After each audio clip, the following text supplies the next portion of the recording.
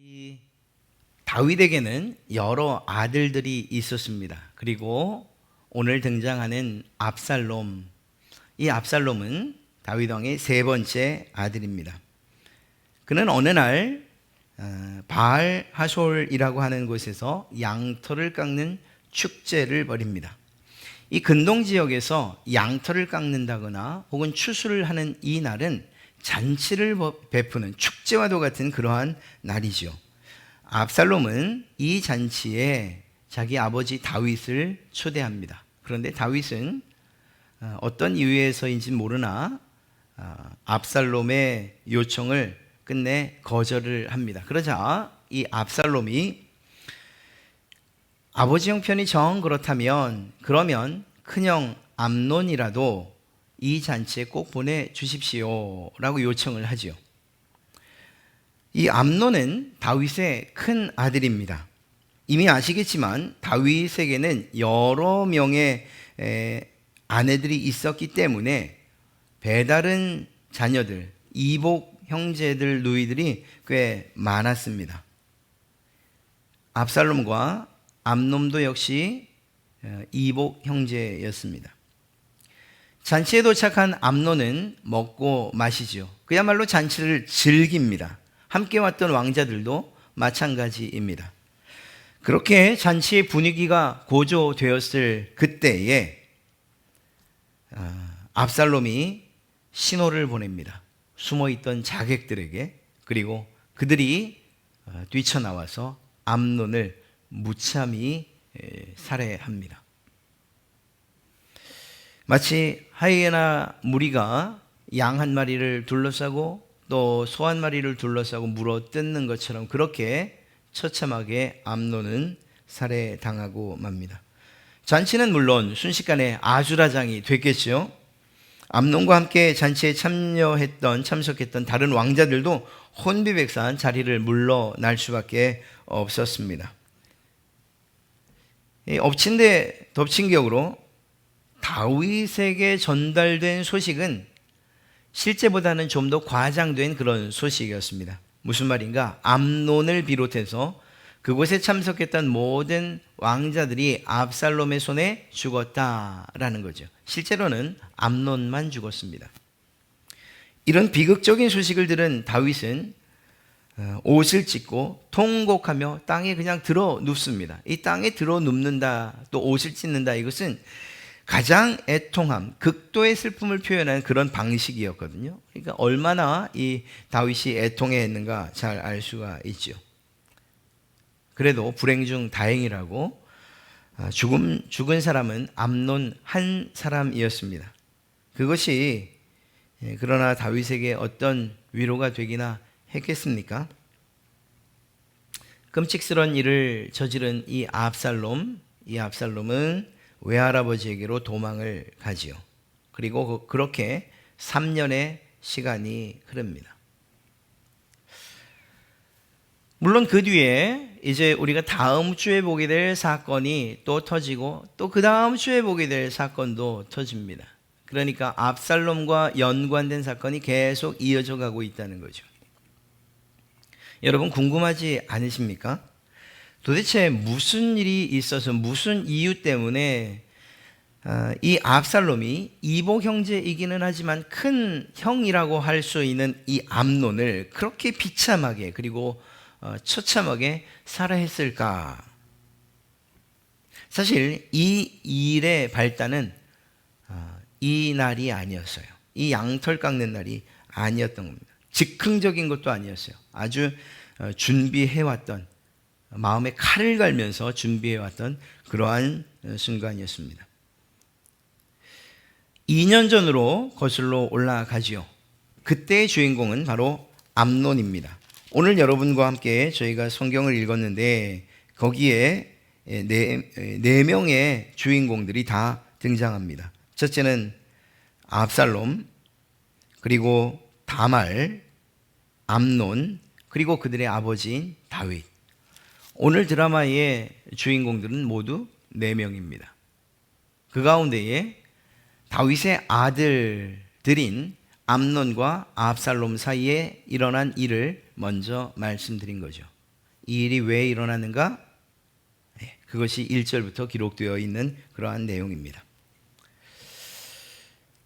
성경은 암논이 다말을 사랑했다 그렇게 기록하고 있습니다. 말씀드린 것처럼 이 암논과 다말 역시 이복 누이, 이복 동생, 이복 형제들 사이의 관계입니다. 압살롬과 다말은 친형제 사이였어요. 그 관계도를 잘 기억하시면 오늘 말씀을 이해하는 데 큰 도움이 될 것입니다. 그러니까 이복 누이인 다말을 암논이 사랑했다라는 거예요. 압살롬의 이 누이이기도 했던 그 다말, 사실 그가 암논이어도 왕자여도 그는 이 일을 해서는 안 되는 것입니다. 첫째는 근친상간 아닙니까? 그 둘이 관계를 맺고 그리고 더 나아가서 부부가 된다 하더라도 이것은 하나님께서 명하지 않은 일들이고 오히려 기뻐하지 아니하시는 일들이었기 때문입니다. 레위기서 20장 17절 말씀을 보면 누구든지 그 자매 곧 아비의 딸이나 어미의 딸을 취하여 그 여자의 하체를 보고 여자는 그 남자의 하체를 보면 부끄러운 일이라 그 민족 앞에서 그들이 끊어질지니 그가 그 자매의 하체를 범하였은즉 그 죄를 당하리라. 하나님께서도 율법으로 분명히 범죄라는 사실들을 알려주고 계시죠. 그러나 암논에겐 그런 하나님의 율법 등은 조금의 걸림돌도 되지 않았습니다. 고민을 하고 근심하자 누군가가 그에게 비법을 알려줍니다. 이 얼마나 악한 그러한 사람인지 알 수 없어요. 이 요나답이라고 하는 사람을 통해서 이러한 범죄가 계획되어지죠. 암논은 가장 먼저 무엇을 하는가? 병이 난 것처럼 꾸밉니다.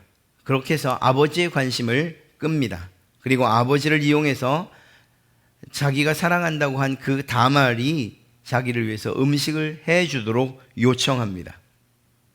다윗은 이 암논의 범죄에 자신이 사용되는 줄도 모르고 아들의 편을 들어서 그 일을 명령하지요. 조금도 의심하지 않습니다. 다말이 암논에게 보내진 것입니다. 다말 역시 아무런 의심 없이 아버지에게 순종하기 위해서 또 병든 오라버니를 위로하기 위해서 다말은 애정을 온 정성을 기울여서 음식을 만듭니다. 그런데 이런 다말의 정성, 진심과는 상관없이 암논은 다말을 어떻게 하면 취할 수 있을까 하는 이 일에만 골몰해 있었습니다. 그러다가 분위기가 고조되고 환경이 만들어지자 암논은 하인들을 내보내지요. 그리고 다말을 취합니다. 그러자 다말이 애원을 합니다. 제게 이런 짓을 강요하지 마십시오. 제게 상처 주지 마십시오. 백성들 가운데서도 이런 일은 일어나지 않는 일들입니다. 오라버니, 이 일은 당신과 나 둘 다 파멸시킬 것입니다. 내가 도대체 어떻게 얼굴을 들고 다닐 수 있겠습니까? 그리고 오라버니 역시 이 수치를 거리에서 당하게 될 것입니다. 제발 부탁입니다. 차라리 아버지에게 말씀하십시오. 그래서 그 아버지께서 나를 오라버니의 아내로 삼도록 허락하실 것입니다. 그러니 그렇게 합시다. 물론 이 마지막에 다윗에게 말하자, 아버지에게 말하자, 이것은 그 시간을 벌고 또 절제시키기 위한 그러한 기직 가운데 하나였습니다. 다윗이 이것을 허락할 리가 있겠습니까?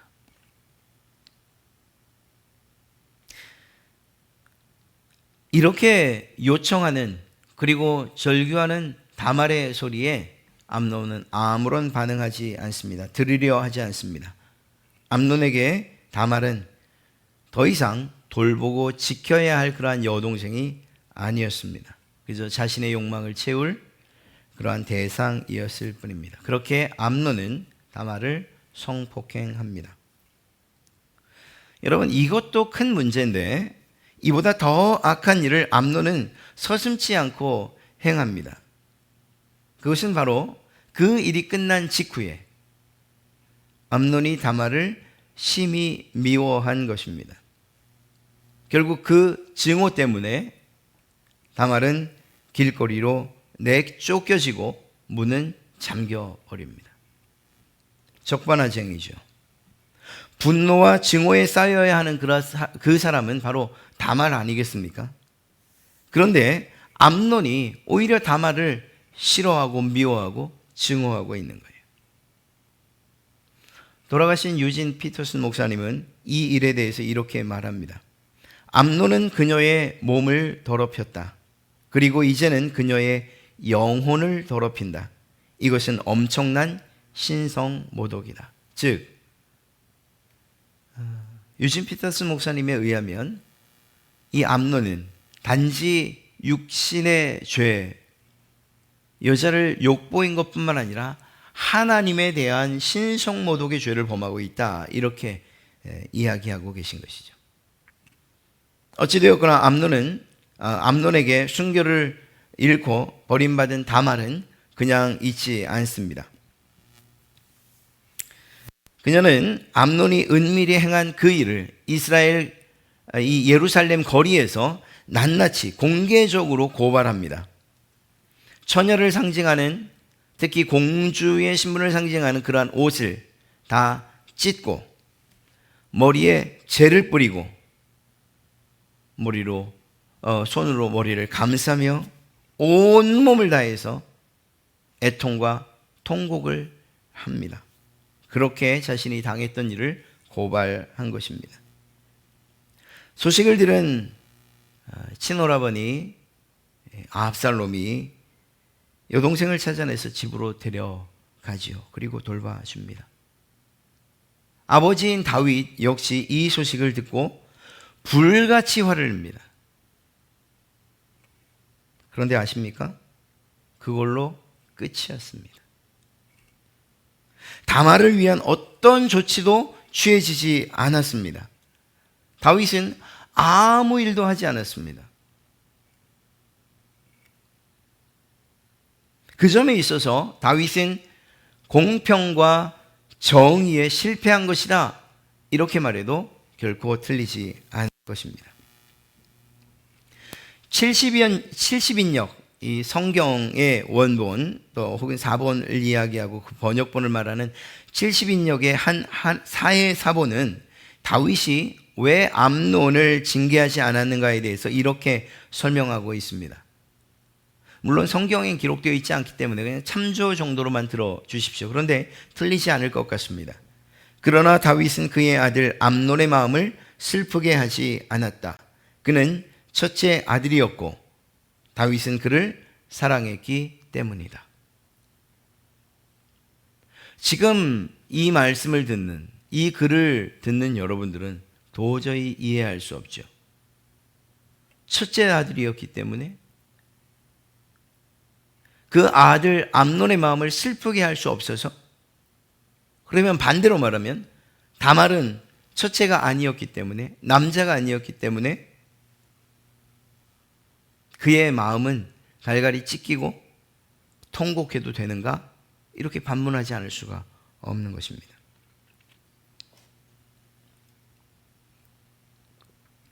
더 나아가 다윗은 암논을 사랑했다라는 그러한 표현이 이 사해사본에 기록되어 있는데, 그렇다면 역시 반대로 다말은 사랑하지 않았단 말인가? 사랑하는 성도 여러분, 하나님께서 다윗을 얼마나 사랑한 줄 아시죠? 다윗이 처음 블레셋 골리앗 앞에 나갈 때부터 그의 고백이 하나님을 향한 사랑의 고백이었고, 하나님을 신실히 의지하고 의뢰하는 그러한 다윗이었어요.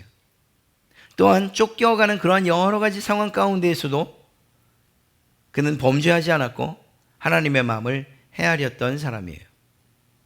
그러나 그것이 다윗의 전부는 아니었죠. 우리가 살펴보았던 그러한 밧세바 사건이나 또 그것으로 인하여서 결국 자신의 충신이라고 할 수 있는 우리아를 죽인 사건도 있었기 때문이에요. 이건 정말 극악무도한 그러한 범죄라고 말할 수 있지 않겠습니까?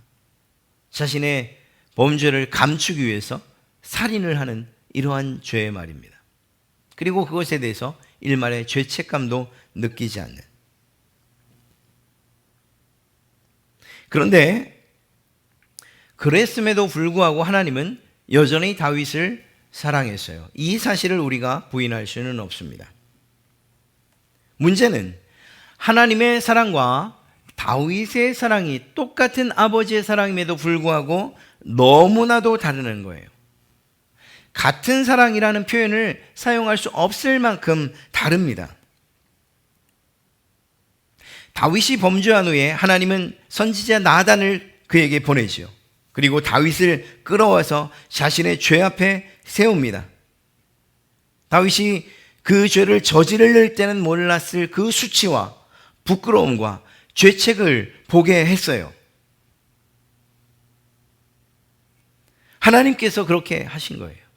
그리고 다윗은 자기의 죄의 심각성과 책임을 지고 하나님 앞에 회개합니다. 딱 한마디 말, 당신이 바로 그 사람입니다 라고 하는 이 말이 다윗의 뼈를 치고 또 그 통증과 아픔을 느껴야 했지만 그 회초리가 다윗을 회개의 자리로 나오게 했던 것이죠.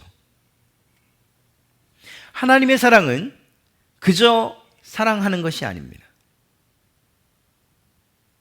그의 죄도 무시한 채 그가 회개하지도 않았는데 그저 사랑하시는 그런 사랑이 아니에요.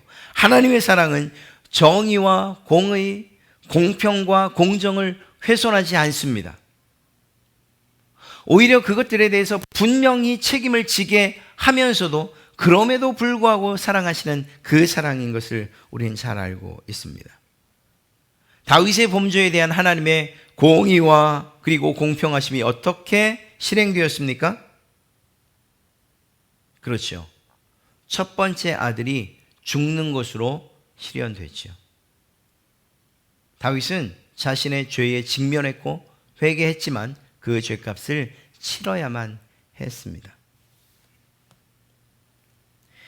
하나님의 사랑과는 너무 다른 다윗의 사랑을 우리는 보게 됩니다. 다윗의 사랑은 그저 편애에 불과했어요. 다른 한편을 완전히 부수는 그런 파괴적인 사랑이라고 해도 결코 틀리지 않을 것입니다. 그리고 그것이 얼마나 큰 문제와 대가를 치르는가를 우리는 보고 있는 것이에요. 암논의 분명한 범죄에 대해서 다윗은 침묵했습니다. 물론 분노했다고 말하고 있는데 그 분노조차 누구를 향한 분노인지 알 수 없어요. 죄를 범한 암논을 향한 분노인지 그 죄를 까발렸던 다말을 향한 분노인지 이것조차 정확히 우리는 알 수 없어요.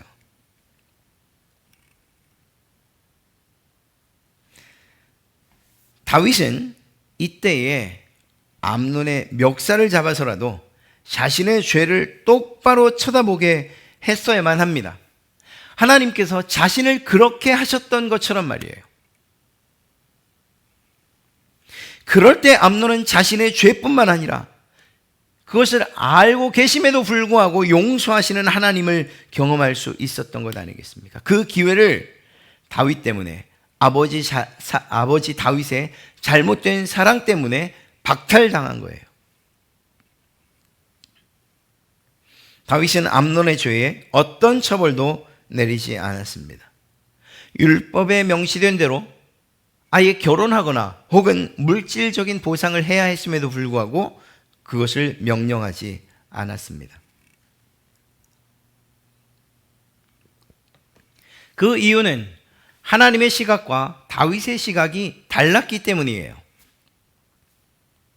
하나님께서 다윗을 일깨우실 때 그분의 관심이 누구에게 있었습니까? 물론 최종적으로는 다윗의 회개에 있었죠. 그러나 그 이야기를 풀어가는 과정 가운데 나단의 이야기의 그 중요한 초점과 관점은 바로 양을 빼앗긴 가난한 사람에게 있었어요. 피해자의 입장에 있었단 말입니다. 아내를 빼앗기고 죽임을 당한 우리아의 억울함 그것에 초점이 맞춰져 있었어요.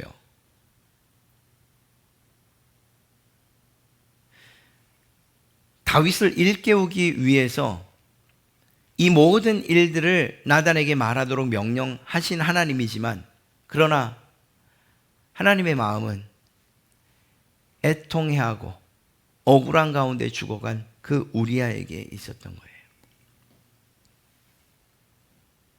그의 억울함을 풀어주시고자 이 일을 했다 해도 틀린 것이 아니죠. 반면 다윗은 그가 왕이어서 그랬는가는 모르겠지만 그의 시각은 피해자가 아닌 그의 아들, 자기의 아들 암논에게만 고정되어 있었어요. 아들이었지만 그는 가해자였어요. 다말에 대해서 다윗이 아무것도 언급하지 않습니다.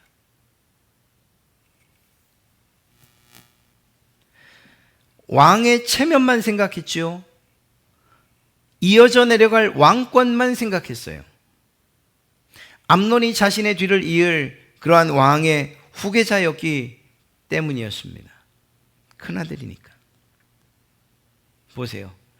죄를 지은 놈은 고개를 들고 다니고, 여자라는 이유로, 힘 없다는 이유로, 사회적 통념이 그렇다는 이유로 몹쓸 짓을 당한 다말이 모든 죄책과 그리고 암논이 져야 할 모든 피해를 떠안고 있다니까요.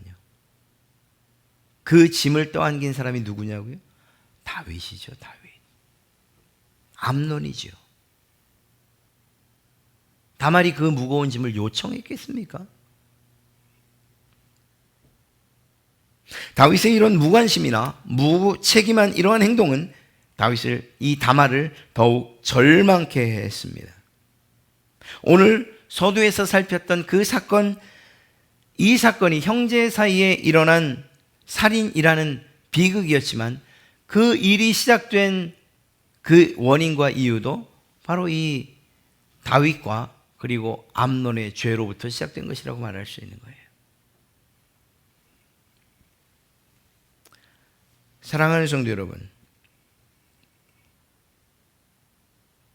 안타깝게도 가정이나 교회나 사회 안에도 이런 불공정함과 불의함이 만연해 있다는 거예요.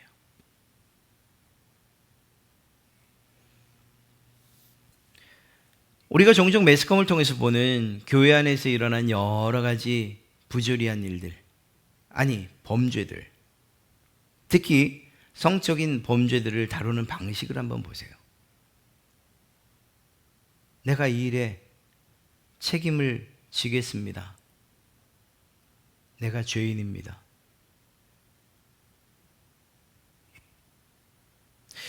그렇게 말하는 분들을 찾기가 쉽지 않아요. 좋은 게 좋은 거지, 혹은 교회를 위해서라는 이런 명목으로 오히려 더 큰 2차, 3차 가해를 하고 있는 거예요. 떠나야 할 사람은 가해자지요. 그런데 피해자가 그 상황을 이기지 못해서 떠나는 일들이 있어서는 안 되는 교회에서도 일어나고 있는 거예요. 어디 교회만 그렇습니까? 사회도 마찬가지죠. 한때 들불처럼 번졌던 미투 운동이 왜 이렇게 급격히 사그라들고 요즘 말도 들을 수 없는 그런 상황이 되어버렸습니까? 이유는 한 가지예요. 여러 가지 말도 안 되는 이유로 더 극한 불이익과 피해를 받은 그 사람들의 가슴에 더 큰 멍을 새겨 놓았기 때문입니다. 여러분, 어떤 특별한 정당이나 혹은 정치적인 이슈를 제가 이야기하려고 하는 게 아니에요. 그렇지만 피해 호소인이라는 게 말이 됩니까?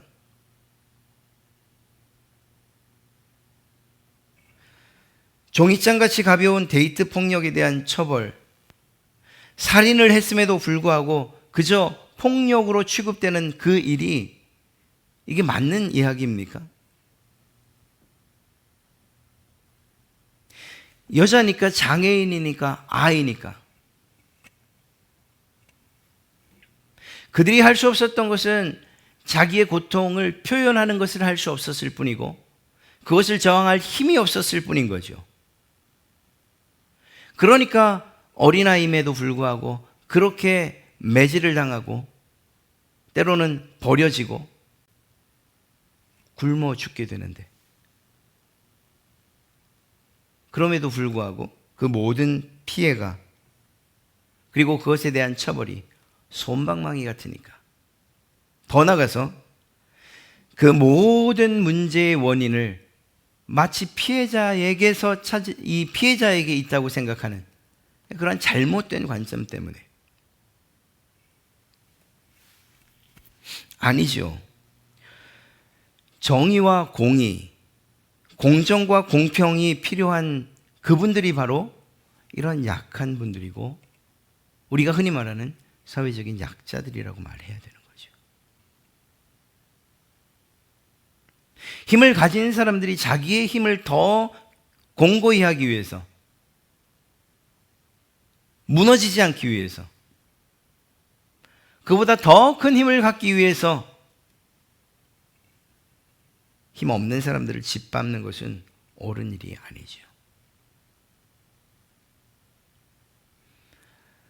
하나님께서 주인이십니다 라고 하는 교회, 가정, 나라, 그렇다면 하나님이 주인 되신다는 사실들을 우리의 삶으로 드러내면서 살아야죠. 하나님이 이것은 정의가 아니다, 공의가 아니다, 이것은 범죄의 일따름이다 라고 말하면 우리도 똑같이 그 목소리를 내야 되는 거죠. 비록 우리가 잘못해서 이 가해자의 입장에서는 한이 있어도, 그래서 그것 때문에 수없이 많은 피해를 본다 하더라도 아니죠. 그것은 당연한 대가지요. 책임져야 할 일이니까 말이에요. 그런다 하더라도 하나님의 입 그리고 그 목소리를 그대로 내야 하는 것 아니겠습니까?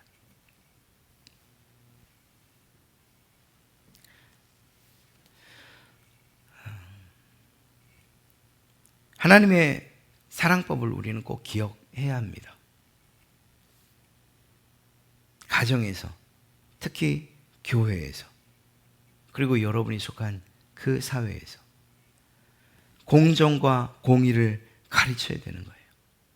여러분이 자녀를 사랑한다면, 그러면, 사랑하기 때문에 그가 때로는 죄에 직면해야 돼요. 때로는 울며 통곡하는 법도 가르쳐야 되는 거예요. 용서를 구하는 일과 자신의 행동에 책임을 지도록 그렇게 해야 됩니다.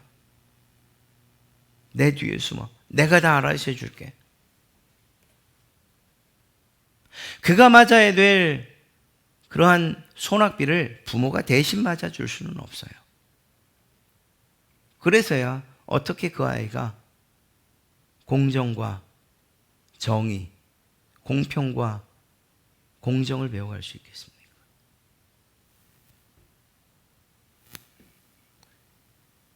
여러분이 우리의 아이들을, 우리의 자녀들을 사랑하신다면 책임져 주는 것이 아니라 오히려 그것이 하나님께서 기뻐하지 않는 일이라고 분명하게 알려주시는 거예요.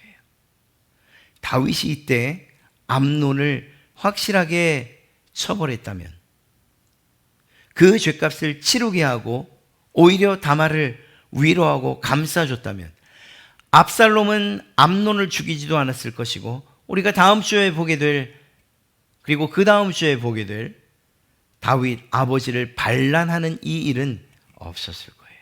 저는 그렇게 생각해요.